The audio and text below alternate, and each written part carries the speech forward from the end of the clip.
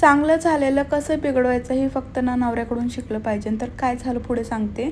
तर मला ना आज मेंदू वडे बनवायचे होते. त्यासाठी ना 2 तासापूर्वी मी उडद डाळ भिजत ठेवली होती आणि ही ना बारीक केल्यानंतर इतकी फेटावी लागते ना, कारण खरी मेहनत ना इथंच आहे. म्हणजे आपण जेवढं फेटेल ना तेवढंच आपले वडे चांगले होतील, नाही तर अजिबात चांगलं होणार नाही.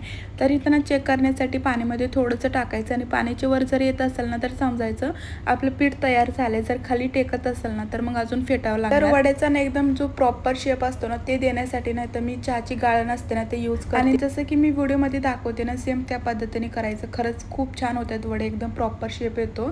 आणि मी हे करतच होते तेवढ्यात हे आले आणि हे बोलले की थांब मी करतो तर तू चटणी बनव. तर मी पण करा म्हणले, कारण माझं पण तेवढंच काम कमी होईल. तर इथं ना मी मस्त अशी नारळाची चटणी करून घेतली. तर हे बोलले की वड्यांचा आकार कसं पण असू दे, ते जाणार तर आपल्या पोटातच ना. मी तुझं काम कमी केलं ते तुझ्यासाठी महत्वाचं आहे. मग काय, मी पण म्हणलं तुम्ही माझं काम कमी केलं तेच माझ्यासाठी खूप आहे.